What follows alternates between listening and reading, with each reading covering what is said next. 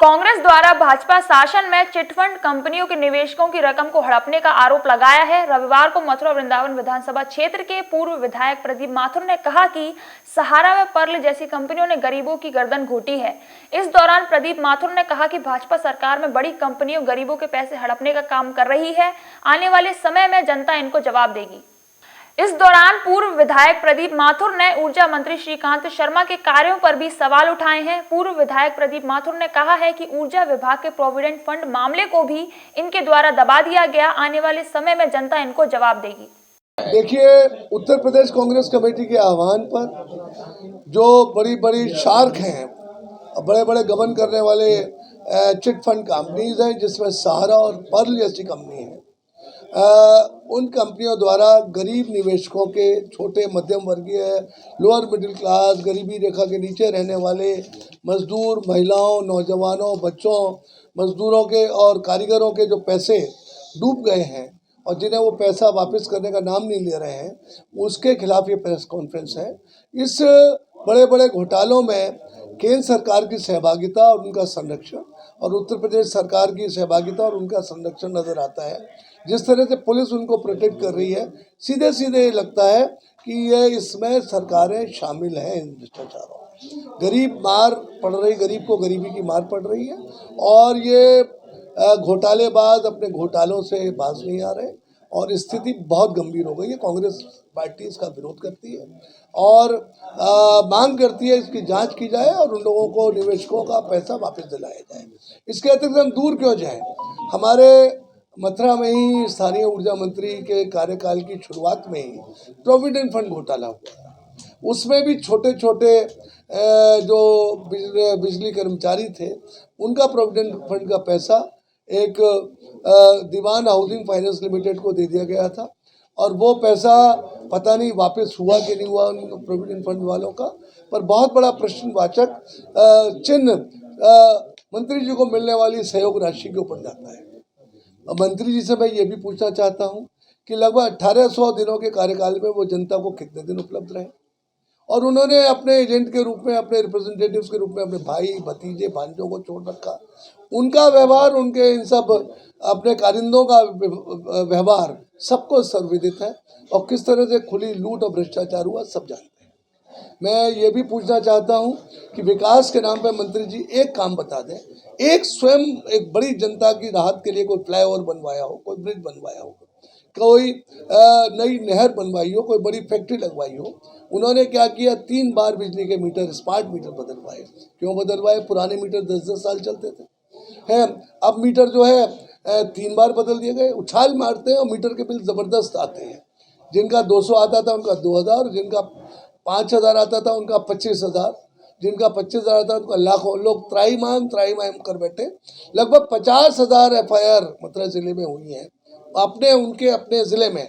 जबकि होता क्या है कि जहाँ हम ऊर्जा मंत्री होते बोले ठीक है यार, मौज करो, मैं ऊर्जा मंत्री हूँ।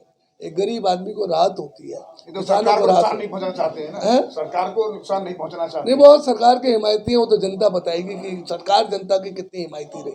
उन्होंने ये कहा है कि पूर्व में कोई इतना काम नहीं हुआ जितना अभी 5 साल में हुआ। अब मैंने कहा ना, टंके की चोट पर मैं पूछता हूँ, एक काम तो बता दें। 360 करोड़ की अंडरग्राउंड केबलिंग ऑफ पावर भी काम मैंने ही कराया था। गोकुल बैराज भी मैंने बनवाया था। तमाम फ्लाईओवर्स यहाँ बने बैठे हुए हैं मथुरा वृंदावन में, मैंने बनवाए थे। सड़कें मैंने बनवाई थी। नया बस स्टैंड भी मेरा बनवाया हुआ है। जो 17 करोड़ रुपए मैंने उसके लिए स्वीकृत कराए थे और 15 करोड़ की लैंड अखिलेश यादव जी से कह के ट्रांसफ़र कराई थी। CNG, PNG और इंडस्ट्रियल गैस ला के दी। इंडस्ट्रियल एरिया का तमाम विकास कराया और सड़कें 4 लेनिंग कराई और बैराज तो मैंने आपको बता दिया। रिवर पॉल्यूशन, यमुना को प्रदूषण मुक्त कराने के लिए काम कराए हैं। JNRM की buses, Jawaharlal Nehru national urban renewal mission जैसी स्कीम ला के दी, जिसमें 100 करोड़ के नालों का काम हुआ। आपका नगर निगम भी मेरी ही पैदाइश है। इन्होंने बड़ा कुठाराघात किया वृंदावन को नगर निगम में शामिल करा के। वहाँ की जनता त्रस्त है कि वो उन्हें नगर निगम में डाल दिया गया। हमने ए ग्रेड की नगर पालिका बनवा दी थी। वहाँ के काम सब रुक गए वृंदावन के। देहातों में कोई काम नहीं कराया। मैंने पानी की टंकियाँ बनवाई थी, तमाम हैंडपम्प लगवाए थे, सड़कें बनवाई थी। मंत्री जी के आगे प्रश्नवाचक चिन्ह लगाए, जनता जवाब देगी। ये जब भी बात होती है मंदिर मस्जिद की बात करते हैं, हिंदुस्तान पाकिस्तान की बात करते हैं, यात्राएं निकालते हैं, धर्म के आड़ में जनता को गुमराह करते हैं और एक बात से दूसरी बात, दूसरी से तीसरी, तीसरी चौथी और मुख्य धारा से इन्हें हटा देते हैं। केंद्र में कांग्रेस सरकार भी रही है, भाजपा सरकार भी रही है, लेकिन यमुना शुद्ध नहीं कर पाई है। प्रभु जी, मैं वही बताने जा रहा हूँ कि यमुना शुद्ध तो ऊपर से होती है, परंतु अब इनकी सरकार है। मैं आपको वैसे ही बता रहा हूँ, जब हमारी सरकार केंद्र में थी तो इनकी सरकार भाजपा की थी वहाँ पर।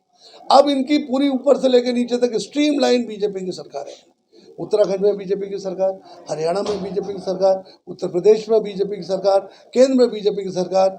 आपकी जो मंत्री सम्मानित उमा भारती जी थी, उन्होंने कहा था मैं आत्महत्या कर लूँगी और इस्तीफा दे दूँगी कि जब यमुना को शुद्ध करा के छोड़ूंगी। यमुना तस जस की तस है।